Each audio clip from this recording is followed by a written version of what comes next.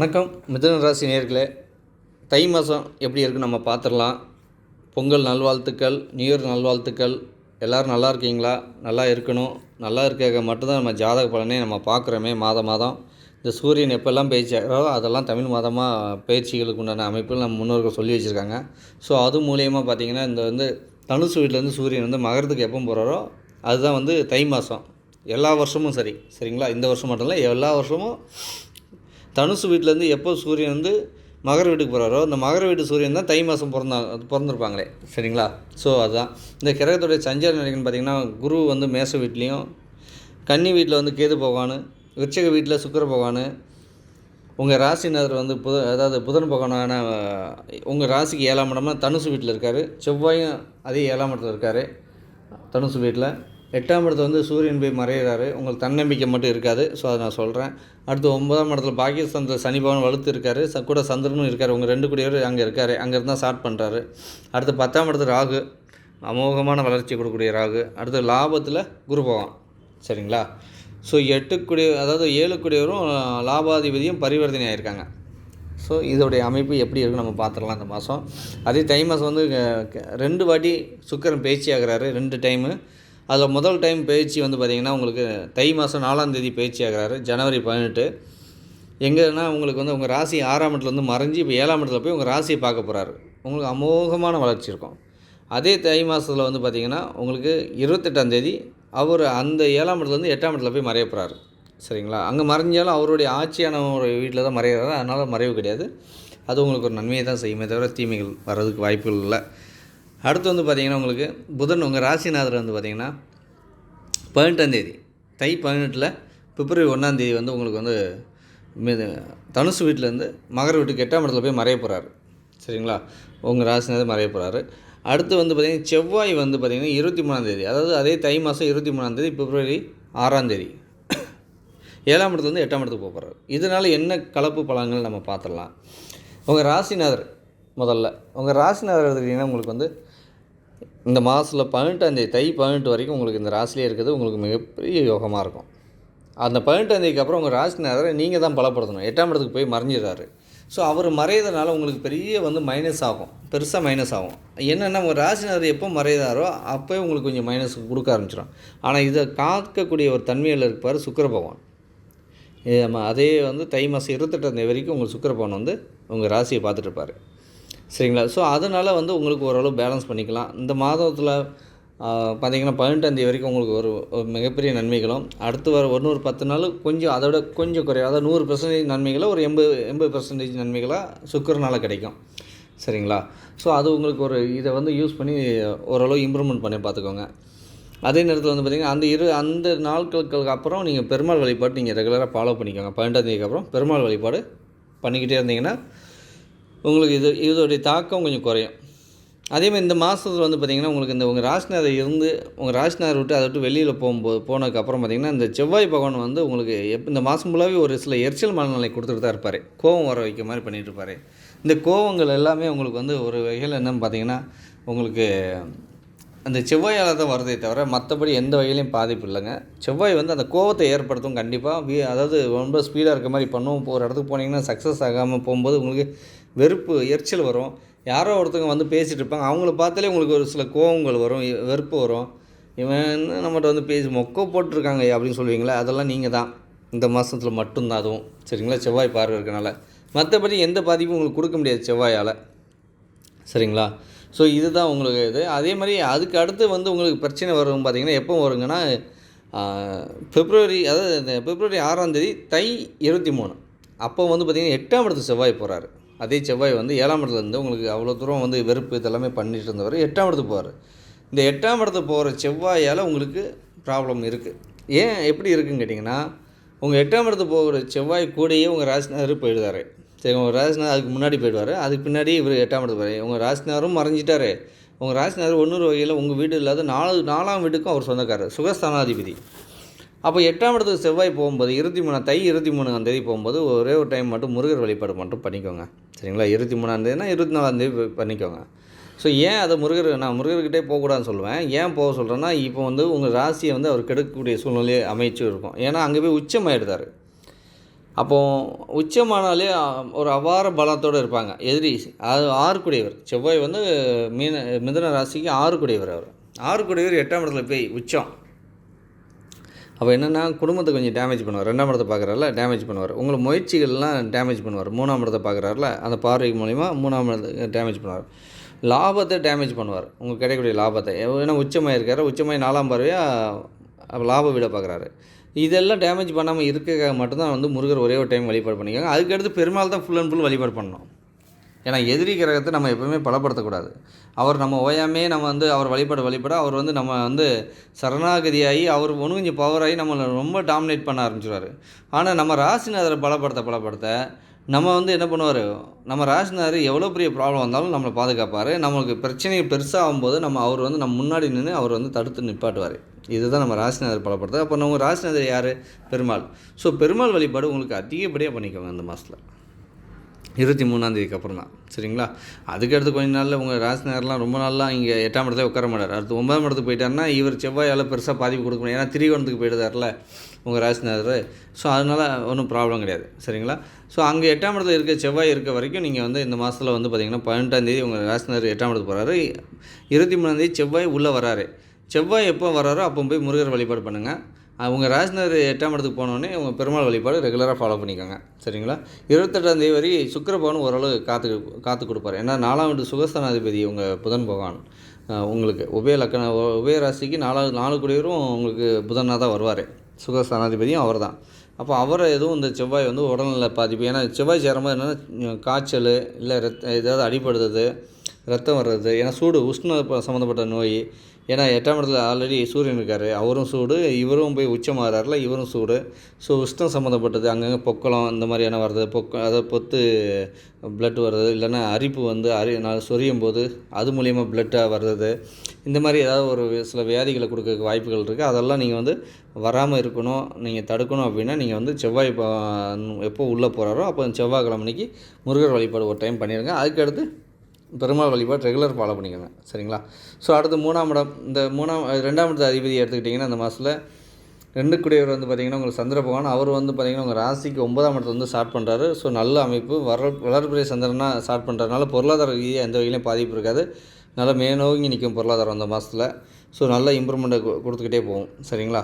அடுத்து வந்து 3ஆம் இடத்து அதிபதி சூரிய பகவான். அவர் வந்து 3க்கு வந்து 6ஆம் இடத்துலையும் உங்கள் ராசிக்கு 8ஆம் இடத்துலையும் மறைஞ்சிட்டார். 3 குடியவர் 8ல் மறையுது ஒரு வகையில் நன்மைகள் தான். ஏன்னா 3 குடியவர் வந்து அதுவும் மறைவு வீடு தான். 8ஆம் இடத்துலையும் மறையுது ஒரு வகையில் எந்த வகையிலையும் பாதிப்பு கிடையாது. ஆனால் கூட செவ்வாய் இவங்கெல்லாம் வர்றதுனால பாதிப்பு இருக்குது. ரெண்டாவது 3ஆம் இடத்துல போய் சூரியன் மறையும் போது தன்னம்பிக்கை கிடைக்காது. உங்களுக்கு நம்பிக்கையோடு இருக்க மாட்டேங்க, புதுசாக முயற்சி எடுக்க மாட்டேங்க பெருசாக. இந்த மாதம் தை மாதம் அப்படியே போட்டும் பார்த்துக்கலாம். பொங்கல்லாம் முடியட்டும் வைங்க முதல்ல, அதாவது ஸ்டார்டிங்கில் ஆரம்பிக்கும் போதே பொங்கல் முடிஞ்சோடனே சரி இந்த மாதம் போட்டுமே பிப்ரவரியில் பார்த்துக்கலாமே. இந்த பிப்ரவரி போனதுக்கப்புறம் சரி பார்த்துக்கலாம் ஏதோ ஒன்று நம்ம பண்ணுவோம்னு சொல்லி பிப்ரவரி 15 போனதுக்கப்புறம் தான் அடுத்து மூவே ஆவீங்க. அது வரைக்கும் அது போட்டும் இது போட்டுன்னு சொல்லி ஒவ்வொரு நாட்களையும் கடத்திக்கிட்டு இருப்பீங்க. ஒரு தன்னம்பிக்கையே வராது, கான்ஃபிடன்ட் லெவலே வராது, முயற்சிகளும் இருக்காது உங்கள்கிட்ட. நீங்கள் செக் பண்ணி பாருங்கள். இந்த குரு பார்வை மட்டும்தான் உங்களுக்கு 3ஆம் இடத்துல விழுதுனால ஓரளவு முயற்சி பண்ணுவீங்க. தவிர சூரியன் வந்து சுத்தமாக டவுன் இல்லாமல் போயிடும். ஏதாவது ஒரு அரசாங்க வேலைக்காக ட்ரை பண்ணீங்க, இல்லை அரசாங்கத்துக்கு ஏதாவது லோன் சம்மந்தப்பட்ட ஏதாவது ட்ரை பண்ணீங்க, இந்த மாதம் வந்து உங்களுக்கு பெருசாக ஒன்றும் சப்போர்ட் பண்ணாது. சரிங்களா? ஸோ அதனால் கொஞ்சம் அப்படியே டிலே பண்ணி நெக்ஸ்ட் மந்த் பார்த்துக்கோங்க. சரிங்களா? ஸோ அடுத்து வந்து 4ஆம் இடம். இந்த 4ஆம் இடத்தை பற்றி நம்ம ஆல்ரெடி சொல்லியாச்சு. புதன் பகவான் தான் இந்த 4ஆம் இடத்துக்கு அதிபதியே. 4ஆம் இடத்துல கேது இருக்காது. இந்த கேதுவால் எந்த பாதிப்பு இல்லை. ஏன்னா கேதுக்கு எந்த வகையிலையும் சுபர் பார்வையோ அசுபர் பார்வையோ கிடைக்கல. அதனால் பாதிப்பில் அவர் ஆவரேஜாக அந்த வீட்டுடைய தன்மையை எடுத்து கொடுத்துட்டு தான் இருப்பார், தவிர கெடுக்க மாட்டார். ராசினார் எப்படி இருந்தாலும் பரவாயில்ல, அவரால் முடிஞ்ச வரைக்கும் நன்மைகள் செய்ய பார்ப்பார். சரிங்களா? ஏன்னா ராசினார் வந்து 8ஆம் இடத்துல போனால் ஸ்தானபலத்தை அடைகிறாரு. அதாவது நண்பருடைய வீட்டில் தான் இருக்கார். அதனால் அந்த ஸ்தானபலம் கிடச்சிரும். அதுக்கப்புறம் பார்த்திங்கன்னா கேதுவால் ஓரளவு அதாவது நன்மைகள் தான் கொடுத்துருப்பாரு. ஏன்னா ஸ்தானபலம் உள்ள கிரகம் வந்து அதில் ஆட்சியாக இருக்கக்கூடிய அதாவது கேது இருக்க அந்த வீடு தன்மையை எடுத்து கொடுப்பாரு. அதனால் பாதிப்பு எதுவும் கிடையாது 4ஆம் இடத்தால். 5ஆம் இடத்தை பொறுத்தவரை பார்த்திங்கன்னா 5ஆம் வீட்டு அதிபதி மாதம் ஆரம்பத்தில் ஒரு 4 நாள் மட்டும் 6ஆம் இடத்துல மறைஞ்சிருந்தார். அப்புறம் 7ஆம் இடத்துல வந்து உங்கள் ராசியை பார்க்குறது யோகம். ஸோ 28ஆம் தேதி வரைக்கும் இந்த மாதம் பார்த்துட்டு இருப்பார். தை மாதம் 28ஆம் தேதி வரைக்கும் அது அமோகமான யோகம். ஸோ மற்ற கிரகத்தெல்லாம் விட்டுருங்க, உங்கள் ராசினை மறையட்டும், இவர் இது செவ்வாய் 8ஆம் இடத்துல போய் போட்டும் வரட்டும் எல்லாமே பண்ணிட்டோம். ஆனால் 5 கூடியவர் பாக்கியாதிபதி 12 கூடியவர் விரயத்தை கொடுக்கக்கூடியவர் இவர் 2 பேருமே உங்கள் ராசியை அதாவது அது 2 வீடுக்கும் சுக்கிரன் தான் சொந்தக்காரர். உங்கள் ராசியை பார்க்குறது எந்த வகையிலும் உங்களுக்கு விரயம் பண்ணாமல் ஒரு தடுத்து நிறுத்தும். எந்த வகையிலையும் உங்களுக்கு பாதிப்பு கொடுக்காம தடுத்து நிறுத்தும். ஏன்னா 12 கூடியவர். நம்ம இப்போ கை விரல் விரயமாகும்னு சொல்லலாம், உடம்பு சரியில்லாமல் விரயமாகலாம். இந்த மாதிரி விரயத்தை கொடுக்க விடாமல் செவ்வாயை தடுத்து நிப்பாட்டிட்டு இருப்பார். ஆனால் எவ்வளோ நாளைக்குன்னா பிப்ரவரி 11 தை இப்போ 28 வரைக்கும் தான். அவரும் போய் 8ஆம் இடத்துல போய் மறையும் போது ஆட்டோமேட்டிக்காக அந்த எதெல்லாம் செய்ய முடியாமல் இருந்ததோ அதெல்லாம் வந்து செவ்வாய் ஒரு ஷார்ட் டைமில் செய்யணும்னு பார்க்கும். சரிங்களா? ஸோ அதுக்கு நீங்கள் விடாமல் அவர் வழிபாடு பண்ணிட்டீங்கன்னா அதுக்குள்ளே ஆஃப் ஆகிடுவாங்க. அப்படி இல்லைன்னா கண்டிப்பாக 28ஆம் தேதிக்கு அப்புறம் நிச்சயமாக விரயம் பண்ணுறதுக்கு அதிகப்படியான வாய்ப்பு இருக்குது, தை 28க்கு அப்புறம். சரிங்களா? ஸோ ஏதோ ஒரு விரயத்தை அது பண்ணாமல் விடாது. அந்த மாதிரி இருக்குது. ஏன்னா உச்சமாக இருக்குல்ல, பவர்ஃபுல்லாக இருக்குல்ல, அது ஆட்சியான வீட்டில் சனி ஆட்சி, செவ்வாய் உச்சம் அப்படின்னா ஆட்சியான வீட்டில் போய் உச்சமாக இருக்குது. அதில் ரொம்ப 6ஆம் வீட்டு அதிபதி ரொம்ப பவர்ஃபுல்லாக வேலை செய்வார். இல்லைன்னா எவனா கடங்காரங்க வந்து ஏவி விட்டு உங்களை அதாவது சம்மந்தமே இல்லாமல் பேச வச்சு, நீங்கள் சம்மந்தமே இல்லாமல் பேசி அவங்க கூட ஒரு சேஷன் இந்த மாதிரி போகக்கூடிய சூழ்நிலைக்கு எடுத்துகிட்டு வந்துடும். சரிங்களா? ஸோ அதெல்லாம் ஏன்னா காக்கி சட்டை தான் செவ்வாய். ஸோ அந்த மாதிரி போகாத அளவில் நீங்கள் வழிபாடு முறை பண்ணிட்டீங்கன்னா ஓரளவு அது கண்ட்ரோல் ஆகிடும். சரிங்களா? ஸோ அடுத்து 6ஆம் இடம், அதுதான் இப்போ இவ்வளோ நேரம் சொல்லிட்டு இருந்தோம், அதனால் பிரச்சனை கிடையாது. அடுத்து 7ஆம் இடம் எடுத்துட்டாலும் நம்ம வந்து இப்போ சுக்கிரன் இருக்கார், 7ஆம் வீட்டு அதிபதி வந்து லாப வீட்டிலேருந்து 7ஆம் வீட்டு அதிபதியும் லாபாதிபதியும் பரிவர்த்தனை. ஸோ அது ஓரளவு நல்லா தான் இருக்குமே. ஆனால் வந்து அது 23ஆம் தேதி வரைக்கும் தான். 23ஆம் தேதிக்கு அப்புறம் தான் பிரச்சனை. 23ஆம் தேதி வரைக்கும் ரொம்ப நல்லாயிருக்கும், லாப வீடுக்கும் இந்த 7ஆம் இடமும். ஸோ யாரால் லாபம் பார்த்திங்கன்னா மனைவியால் லாபம், நண்பர்களால் லாபம், தொழில் பார்ட்னரால் லாபம், மக்களால் வெகுஜன தொடர்பால் லாபம், இதெல்லாம் இந்த குரு பகவான் கண்டிப்பாக கொடுத்துருவாரு. குழந்தைங்களால் லாபம் கொடுப்பாரு. ஸோ இதெல்லாம் இந்த மாதம் கண்டிப்பாக கிடைக்கும் 23ஆம் தேதி வரைக்கும். அதுக்கப்புறம் தான் எல்லாமே தலைகளாக மாறும். ஸோ அது வரைக்கும் பார்த்துக்கோங்க. அடுத்து வந்து 8ஆம் இடத்துல ஆல்ரெடி இவ்வளோ விஷயம் சொல்லிட்டோம், அதனால் அதை பார்க்க வேணாம், அது அப்படியே போய்கிட்டே இருக்கலாம். 8ஆம் இடம் வீடை பொறுத்தவரை எந்த பாதிப்பும் இல்லை. ஏன்னா 8ஆம் இடம் அதிபதி ஆட்சியாக தான் இருக்கார். ஸோ எந்த வகையிலையும் பாதிப்பு கிடையாது. 8ஆம் இடத்துல ஒரு கிரகம் உச்சமாகுது. யாருன்னா லாபாதிபதி உச்சமாகிறாரு, 6ஆம் இடம் அதிபதி உச்சம். ஸோ முதல்ல 6ஆம் இடம் வேலையை செய்வாரா அப்படின்னு பார்த்தா முதல்ல லாப வீட வேலையை செய்வார், அடுத்து 6ஆம் இடம் வேலையை செய்வார். ஸோ எதுக்கு நம்ம எப்போவுமே கேர்ஃபுல்லாக இருந்துக்கணும். சரிங்களா? அங்கே திடீர் அதிர்ஷ்டம் வரது கூட வாய்ப்பு இருக்குது. ஏன்னா லாபாதிபதி உச்சமாகிறது ஒரு 8ஆம் இடத்துல போகும்போது 8ஆம் இடத்துல சுக்கிரன் வர போகிறாரு. ஸோ ஏதாவது ஒரு வகையில் அதிர்ஷ்டம் கிடைச்சி அதிர்ஷ்டத்து மூலிமா இம்ப்ரூவ்மெண்ட் ஆகிறதுக்கு அதிகப்படியான வாய்ப்புகளும் இருக்குது. அடுத்து 9ஆம் இடத்துல சனி பகவான் பாக்கியஸ்தானத்துலேருந்து பாக்கியத்தை பலப்படுத்துகிறாரு. 9ஆம் வீட்டு அதிபதியாகி அவரே அதே வீட்டில் இருக்குது சிறப்பு. என்னதான் இருந்தாலும் அசுப கிரகம் அது. அதனால் 9ஆம் இடத்துல பாக்கியத்தை எவ்வளோக்குள்ள கொடுக்குறாரோ அது சின்ன சின்ன தடைகளும் பண்ணுவார். ஏன்னா சனி பகவானுடைய அதாவது காரகமே அதுதான். ஆதிபத்தியம் சூப்பர், காரகம் வந்து அதே தான். சரிங்களா? சனி பகவானுடைய எல்லாமே தடுக்கக்கூடிய அமைப்பில் தான் இருக்கும். அவருடைய மென்டாலிட்டியும் அந்த ரேஞ்சில் தான் இருக்குமே. ஆனால் ஏதாவது ப்ராப்ளம்னா உங்களுக்கு காப்பாற்றாமல் விட மாட்டார். ஸோ நிச்சயம் காப்பாற்றி கொடுப்பார் 9ஆம் இடத்தை பொறுத்தவரை. அடுத்து 10ஆம் இடம். ஸோ கண்டிப்பாக தொழில் பண்ணுவீங்க, ஏதாவது தொழில் பண்ணுறதுக்கு முயற்சி எடுப்பீங்க, அந்த தொழில் மூலிமா வளர்ச்சி அடைவீங்க. ஏன்னா மிதுன ராசிக்கு அஷ்டம சனிலாம் முடிஞ்சிச்சு, சூப்பராக இருக்குது. இப்போ 10ஆம் இடத்துல ராகு, கண்டிப்பாக ஏதாவது பொருளாதாரத்தை உங்களுக்கு கையில் திணிக்கணுமே, உங்கள் கையில் பணம் புழங்கணுமே. அப்போ அதுக்காண்டியாச்சும் ஏதாவது அவர் வந்து ஒரு சில வேலைகள் பண்ணுவார். இந்த ராகு பகவான் உங்களுக்கு பெருசாக வளர வைக்கிறதுக்கு ஏதாவது அவரால் முடிஞ்ச வரைக்கும், ஏன்னா குருவுடைய வீட்டில் இருக்கார், சப்போர்ட் பண்ணுவார். முழுக்க சப்போர்ட் பண்ணி உங்களை இம்ப்ரூவ்மெண்ட் பண்ணுறதுக்கு முயற்சி எடுப்பார். அடுத்து லாபம். இந்த லாப வீடு எடுத்துக்கிட்டிங்கன்னா குரு பகவான். இந்த குரு பகவான் என்ன பண்ணுவார் பார்த்திங்கன்னா உங்களுக்கு வந்து கண்டிப்பாக லாபத்தை கொடுக்கறதுக்கு முயற்சி பண்ணுவார். ஏன்னா லாப வீட்டில் இருந்துட்டு கெடுதல் பண்ண முடியாது. லாபாதிபதியும் 7 கூடியும் பரிவர்த்தனை ஆனதுனால இந்த லாப வீடை தொடர்பு கொள்கிறதுனால இந்த செவ்வாய் 7ஆம் இடத்துல இருக்க வரைக்கும் லாபம் ஏதாவது ஒரு வகையில் உங்களுக்கு கிடச்சிருக்கும் 23ஆம் தேதி வரைக்கும். அதுக்கடுத்து 7ஆம் வீட்டு அதாவது 6ஆம் வீட்டு அதிபதிங்கிற மாதிரி ஒரு 11 லாபாதிபதிங்கிற மாதிரி அவர் வந்து 8ஆம் இடத்துல போய் உச்சமாகிறாரு. அந்த உச்சமாகும் போது தான் கொஞ்சம் பாதுகாப்பு நான் சொல்லிட்டேன் ஆல்மோஸ்ட். அதை ஃபாலோ பண்ணிக்கோங்க. அது செஞ்சாலே போதும், உங்களுக்கு ஓரளவு நல்லா இம்ப்ரூவ்மெண்ட்டை கொடுத்துரும். அடுத்து 12ஆம் இடம். இந்த 12ஆம் இடம் எடுத்துக்கிட்டிங்கன்னா உங்களுக்கு வந்து சுக்கிர பகவான் தான் மாத ஆரம்பத்தில் பார்ப்பார். அடுத்து வந்து பார்த்திங்கன்னா உங்களுக்கு 12க்கு 8ல் போய் மறைஞ்சி உங்கள் ராசியை பார்க்கும்போது விரயங்கிறது தடைப்படும். எந்த வகையிலையும் விரயம் பண்ண மாட்டார். ஓரளவு விரயம் பண்ணாமல் அவர் அங்கே இருக்க வரைக்கும் தடங்கல் பண்ணிட்டுருப்பார். அவர் 8ஆம் இடத்துக்கு போகும்போது உங்களுக்கு அதிர்ஷ்டம் கிடைக்கிறதுக்கு வாய்ப்பு இருக்குது. அதாவது செவ்வாயால் விரயம் நடக்கும், சுக்கிரனால் அதிர்ஷ்டம் கிடைக்கிறதுக்கு வாய்ப்பு இருக்குது. ஏன்னா சுக்கிரன் வந்து 12 கூடியவரில் 12 கூடியவர் 8ஆம் இடத்துல போய் மறையும் போது 8ஆம் இடத்தை சுபத்தப்படுத்துவார். ஸோ திடீர் அதிர்ஷ்டம், திடீர் தனலாபம் ஏதோ ஒரு வகையில் உங்களுக்கு கிடைக்கிறதுக்கு அதிகப்படியாக வாய்ப்பு இருக்குது. இந்த மாதம் உங்களுக்கு பரிகாரம்னு பார்த்தீங்கன்னா நீங்கள் ஒருக்க முடிஞ்ச காலாஸ்திரி ஒருக்க போயிட்டு வந்துடுங்க. இல்லைனா ராகு பகவான், ஏன்னா 10ஆம் இடத்துல ராகு தொழிலில் வந்து பலப்படுத்தணும். ஸோ ராகு பகவான் வழிபாடு நீங்கள் பண்ணுறது உங்களுக்கு சிறப்பு. சனி 9ஆம் இடத்துல இருக்கார், பாக்கியஸ்தானத்தில் இருக்கார். ஸோ சனி வழிபாடு நீங்கள் எப்போவுமே இந்த சனி 9 to 10க்கு போகிற வரைக்கும் நீங்கள் வழிபாடு பண்ணிக்கிட்டு தான் இருக்கணும். ஸோ முடிஞ்ச வரைக்கும் என்ன லக்கணம்னு நீங்கள் பார்த்துக்கோங்க. அந்த லக்கணத்துக்கு தகுந்த மாதிரி நான் ஆல்ரெடி நிறைய சொல்லிட்டேன் லக்கணத்தை பற்றி. ஸோ என்ன லக்கணம் நீங்கள் பார்த்துட்டு அந்த லக்கணத்துக்கு சனி யோகரா இல்லை அவயோகரான்னு பார்த்து அதுக்கு தகுந்த மாதிரி பரிகாரம் பண்ணிக்கோங்க. சரிங்களா? ஸோ மற்றபடி வந்து பார்த்திங்கன்னா உங்களுக்கு வந்து புதன் வழிபாடும், அதாவது புதன்னா பெருமாள் வழிபாடு, சுக்கிரன் லட்சுமி தாயார் வழிபாடு, இது ரெண்டும் ரொம்ப முக்கியம். ராகு வழிபாடு, சனி வழிபாடு, லட்சுமி தாயார் வழிபாடு, புதன் வழிபாடு. ஸோ இந்த 4 கிரகத்துடைய வழிபாடுகள் முறைகள் நீங்கள் ரெகுலராக ஃபாலோ பண்ணுங்கள். ஏன்னா 8ஆம் இடத்துக்கு போனதுக்கப்புறம், அதுக்கு முன்னாடி கூட நீங்கள் அவ்வளோ ஃபாலோ பண்ண வேண்டாம். அதுக்கப்புறம் பண்ணுங்கள். உங்களுக்கு மிகப்பெரிய அதிர்ஷ்டத்தை கொடுக்கும், மிகப்பெரிய நன்மையை கொடுக்கும். எல்லாருமே வந்து பார்த்திங்கன்னா நம்ம நல்லா இருக்கணுங்காக தான் இந்த பிறவியை எடுத்திருக்கோம். நல்லா இருக்கணும், நல்லா இருப்போம்.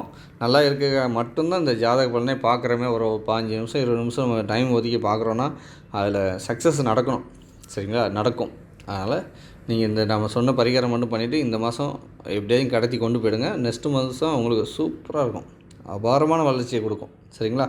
உங்கள் தசாபதிகளை எப்போவுமே செக் பண்ணி பார்த்துக்கிட்டே இருங்க. அது மட்டும் ஒருக்க கன்ஃபார்ம் பண்ணிட்டீங்கன்னா இன்னும் நல்ல வளர்ச்சி இருக்கும். சரிங்களா? வணக்கங்க.